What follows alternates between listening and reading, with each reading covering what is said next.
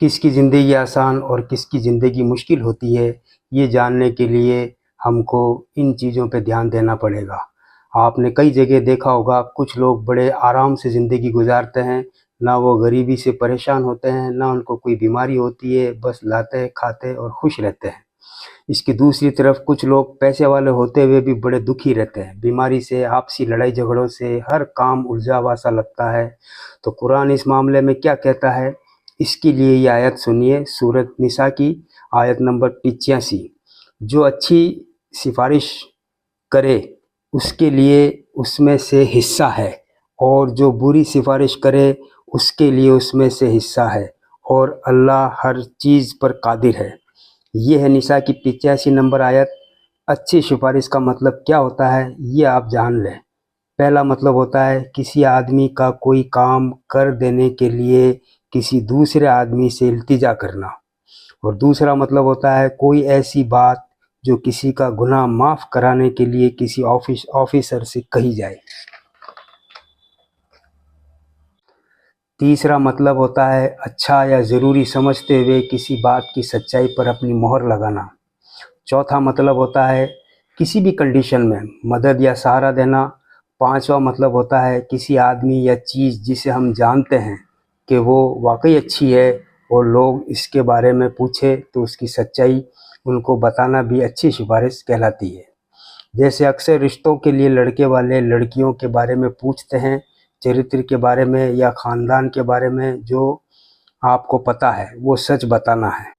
اسی طریقے سے لڑکیوں کے بارے میں بھی لڑکوں کے لیے پوچھتے ہیں، وہ بھی آپ کو سچ بتانا ہے۔ کسی کی نوکری لگنے میں اگر آپ اپنے تعلقات سے مدد کر سکتے ہیں تو مدد کرنا بھی اچھی سفارش کہلاتی ہے۔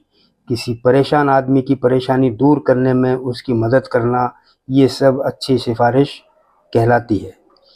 جو یہ اچھی سفارش کرے ان کو اس میں سے حصہ ہے، وہ لوگ بھی اپنی سفارش کی وجہ سے سکھی رہتے ہیں۔ کسی کے لیے دعا کرنا بھی اس بندے کے لیے اللہ سے سفارش کرنا کہلاتا ہے۔ ایک حدیث ہے صحیح مسلم 2732 نمبر، حضور صلی اللہ تعالیٰ علیہ وسلم نے فرمایا، کوئی مسلمان بندہ نہیں جو اپنے بھائی کی پیٹھ پیچھے اس کے لیے دعا کرے، مگر ایک فرشتہ ہے جو کہتا ہے تمہیں بھی اس کے مانند ملے۔ صحیح مسلم کی حدیث نمبر ہے 2732۔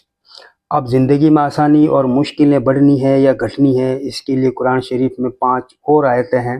محمود الحسن رحمۃ اللہ علیہ کی ٹرانسلیٹ سناتا ہوں۔ سورۃ اللیل آیت نمبر 5 سے 10 تک۔ سو جس نے دیا اور ڈرتا رہا اور سچ جانا بھلی بات کو، تو اس کو ہم سہج سہج پہنچا دیں گے آسانی میں، اور جس نے نہ دیا اور بے پرواہ رہا اور جھوٹ جانا بھلی بات کو، سو اس کو ہم سہج سہج پہنچا دیں گے سختی میں۔ اب زکوٰۃ خیرات تو سبھی دیتے ہیں، مگر زکوٰۃ پوری دینے کا ذکر ہے اس میں، اور دینے کے بعد ڈر رہے ہیں کہ قبول ہوئی یا نہیں۔ اس آیت میں دینے کا مطلب کفارہ سے بھی ہے، کہ اللہ سے ڈر کر کفارہ دیتا ہے، جیسے اپنی قسموں کا کفارہ دیا جاتا ہے، روزے نہ رکھنے کا کفارہ دیا جاتا ہے، قرآن ٹھکرا گیا اس کا کفارہ دیا جاتا ہے، قضا نمازوں کا کفارہ۔ اتنے کفارہ دینے کے بعد بھی ڈر رکھا اللہ کا کہ پتہ نہیں اللہ نے مجھے معاف کیا یا نہیں۔ دوسری آیت، اور سچ جانا بھلی بات کو۔ بھلی بات مطلب ہدایت سے ہے، شراب نہ پینا، جوا نہ کھیلنا، زنا نہ کرنا، غیبت نہ کرنا، کسی جان کا ناحق قتل نہ کرنا، فساد نہ پھیلانا، کوئی فتنہ نہ اٹھانا، الزام اور بہتان نہیں لگانا، رشتہ داری نہ توڑنا، جائیداد کا مال کسی کو کم اور کسی کو یہ کہہ کر منع نہیں کر دینا کہ تم نالائق ہو، کسی کو جائیداد سے بے دخل نہ کرنا۔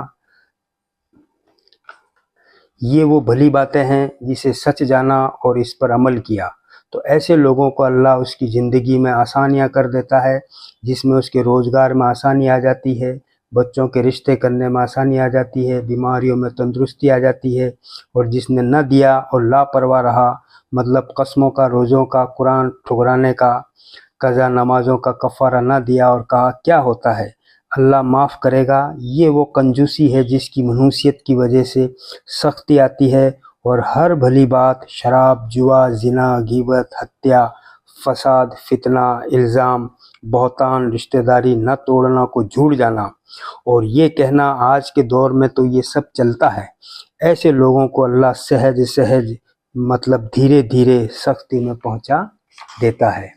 امید کرتا ہوں میں جو بات آپ کو کہنا چاہتا ہوں وہ بات سمجھ میں آ گئی ہوگی۔ اگر آپ کو قرآن کی باتیں اچھی لگی ہو تو لائک کریں، شیئر